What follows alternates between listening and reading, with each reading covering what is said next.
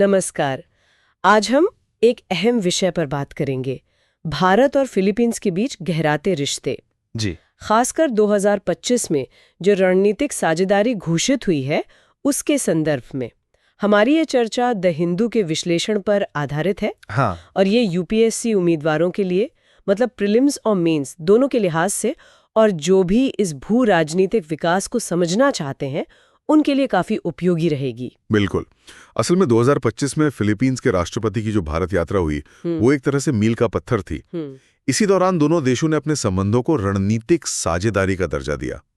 ये सिर्फ नाम की बात नहीं है। सही। ये दिखाता है कि अब दोनों देश सुरक्षा, समुद्री मुद्दे, क्षेत्रीय स्थिरता जैसे काफी संवेदनशील मामलों पर भी मिलकर काम करने को तैयार हैं।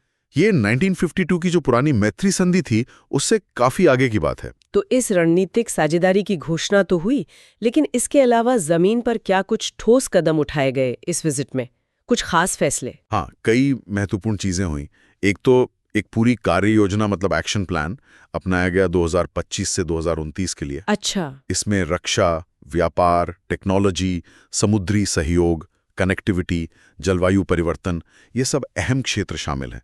और अगर व्यवहारिक स्तर पर देखें तो जैसे फिलीपींस ने भारतीय पर्यटकों के लिए वीजा मुक्त यात्रा शुरू कर दी। ओह, ये तो बड़ी बात है। हाँ, और भारत ने भी जवाब में फिलिपिनो नागरिकों के लिए अगस्त 2025 से शुरू करके 1 साल के लिए मुफ्त पर्यटक वीजा देने की बात कही है। तो ये वीजा वाली बात तो यकीनन पर्यटन और लोगों के बीच मेलजोल को काफी बढ़ावा देगी, और कुछ कानूनी समझौतों की भी बात थी शायद। जी हाँ, 2 अहम समझौते हुए। पहला है MLAT, यानी आपराधिक मामलों में आपसी कानूनी सहायता संधि। MLAT। हाँ, आसान भाषा में कहें तो इससे दोनों देशों की जो लॉ एनफोर्समेंट एजेंसीज हैं उनके लिए बॉर्डर पार के अपराधों की जांच करना, सबूत जुटाना, ये सब आसान हो जाएगा। और दूसरा समझौता हुआ सजायाफ्ता व्यक्तियों के हस्तांतरण पर। मतलब अगर कोई भारतीय वहां सजा काट रहा है या कोई फिलिपिनो यहाँ, तो कुछ शर्तों के तहत वो अपनी बाकी सजा अपने देश में काट सकता है। अच्छा, ये तो मानवीय पहलू से भी महत्वपूर्ण है उनके पुनर्वास के लिए। बिल्कुल, परिवार के करीब रहने से मदद मिलती है। ये तो हुई लोगों और कानूनी सहयोग की बात। बुनियादी ढांचे, टेक्नोलॉजी, इस तरफ क्या कुछ हुआ? देखिए, फिलीपींस अपने बड़े इंफ्रास्ट्रक्चर प्रोजेक्ट्स में भारतीय कंपनियों को निवेश और भागीदारी के लिए बुला रहा है। और भारत ने इसके जवाब में अपना गतिशक्ति प्लेटफॉर्म साझा करने की पेशकश की है। गतिशक्ति, हाँ, वो जो मल्टी मॉडल कनेक्टिविटी वाला प्लेटफॉर्म है। वही। ये एक डिजिटल प्लेटफॉर्म है जो इंफ्रास्ट्रक्चर प्रोजेक्ट्स की प्लानिंग और अमल में तालमेल बिठाने में मदद करता है। इसके अलावा भारत फिलीपींस को अपना सॉवरेन डेटा क्लाउड बनाने में भी मदद करेगा। ओके। और एक और चीज, भारत ने फिलीपींस को IFC-IOR यानी information fusion centre for the Indian Ocean region में शामिल होने का न्योता दिया है। ये तो समुद्री सुरक्षा के लिहाज से अहम होगा। जी, ये हिंद महासागर क्षेत्र में समुद्री गतिविधियों पर नजर रखने वाला एक अहम केंद्र है। दिलचस्प है कि ये रिश्ते जो 1949 में शुरू हुए थे, वो हाल के सालों में इतने अहम कैसे हो गए? क्या बदला है? देखिए, शुरुआत तो खैर 1949 में हुई, लेकिन असल तेजी पिछले कुछ सालों में आई है। इसकी एक बड़ी वजह है इंडो पैसिफिक क्षेत्र की बढ़ती रणनीतिक अहमियत। हाँ, वो तो है। और खासकर दक्षिण चीन सागर में जो तनाव बढ़ रहा है, उसने भी दोनों देशों को, जो लोकतंत्र हैं और नियम आधारित व्यवस्था चाहते हैं, उन्हें स्वाभाविक रूप से करीब ला दिया है। और आर्थिक मोर्चे पर? आर्थिक रूप से भी प्रगति हुई है। आसियान भारत FTA के बाद व्यापार बढ़ा है। 2023-24 में देखें तो करीब $3.5 बिलियन के पार पहुंच गया। और इसमें भारत का व्यापार अधिशेष है, मतलब हम बेचते ज्यादा है। क्या चीजें जाती आती हैं मुख्यतः? भारत से फार्मा, इंजीनियरिंग का सामान, चावल, ऑटो पार्ट्स, ये सब जाता है। और वहां से हम सेमीकंडक्टर, तांबा जैसी चीजें मंगाते हैं।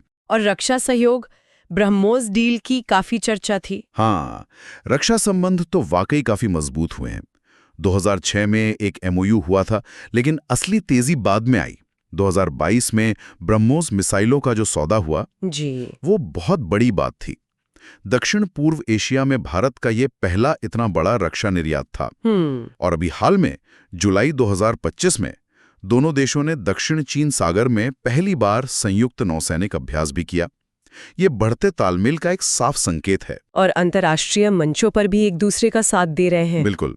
फिलीपींस संयुक्त राष्ट्र सुरक्षा परिषद में भारत की स्थायी सीट का समर्थन करता है और भारत ने 2027-28 के लिए फिलीपींस की उम्मीदवारी का समर्थन किया है। तो अगर हम भारत की एक्ट ईस्ट नीति और जो व्यापक इंडो पैसिफिक रणनीति है उसके नजरिए से देखें तो फिलीपींस इतना अहम क्यों है? देखिए, फिलीपींस की लोकेशन ही उसे बहुत महत्वपूर्ण बना देती है। वो बिल्कुल दक्षिण चीन सागर के मुहाने पर है। सही। और ये दुनिया के सबसे व्यस्त समुद्री व्यापार मार्गों में से एक है। तो भारत की एक्ट ईस्ट पॉलिसी और जो महासागर विजन है, यानी क्षेत्र में सभी के लिए सुरक्षा और विकास, उसके लिए फिलीपींस एक प्रमुख भागीदार है। खासकर समुद्री व्यवस्था बनाए रखने के लिए। हाँ, खासकर एक स्वतंत्र, खुले और नियम आधारित समुद्री व्यवस्था के लिए। दोनों लोकतंत्र हैं, दोनों यूएन क्लॉज 1982 यानी समुद्री कानून पर जो संयुक्त राष्ट्र कन्वेंशन है उसका सम्मान करते हैं। और दक्षिण चीन सागर में चीन की जो गतिविधियां हैं उस पर दोनों की चिंताएं भी साझा हैं। आसियान के अंदर भी फिलीपींस की एक आवाज है जिसका भारत को फायदा मिलता है। लेकिन क्या ये राह इतनी आसान है? कोई चुनौतियां नहीं है इस बढ़ती नजदीकी में? चुनौतियां तो हैं, बिल्कुल हैं। सबसे बड़ी चुनौती तो शायद चीन की प्रतिक्रिया है। वो कैसे? चीन जाहिर है भारत और फिलीपींस के बढ़ते रक्षा सहयोग को, खासतौर पर नौसैनिक अभ्यासों को, थोड़ा शक की नजर से देखता है। ये एक संवेदनशील मुद्दा है। और आर्थिक मोर्चे पर? आर्थिक मोर्चे पर व्यापार बढ़ तो रहा है, लेकिन जितनी क्षमता है उससे अभी भी कम है। वो जो तरजीही व्यापार समझौता पीटीए है, उस पर बातचीत थोड़ी धीमी चल रही है। निवेश भी और बढ़ सकता है। और एक और चुनौती है कि जो समझौते होते हैं उनको जमीन पर उतारने में कभी-कभी वक्त लग जाता है।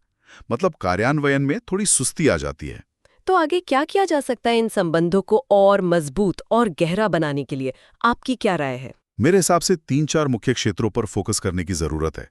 पहला, रक्षा क्षमता निर्माण। इसमें और जोर देना होगा, जैसे आईटेक कार्यक्रम के तहत और ट्रेनिंग देना। शायद संयुक्त रूप से कुछ नौसैनिक संपत्ति विकसित करना जो फिलीपींस की जरूरत के हिसाब से हो। ठीक है। दूसरा, व्यापार वार्ता, खासकर वो पीटीए वाली, उसको तेजी से आगे बढ़ाना। फार्मा, इलेक्ट्रॉनिक्स, डिजिटल सेवाएं, इन पर ध्यान देना चाहिए। हाँ, इनमें भारत की ताकत भी है। बिल्कुल। और तीसरा, लोगों के बीच संपर्क बढ़ाना, जैसे यूनिवर्सिटीज में और स्कॉलरशिप देना, खासकर स्टेम यानी साइंस, टेक, इंजीनियरिंग, मैथ्स और मेडिकल में।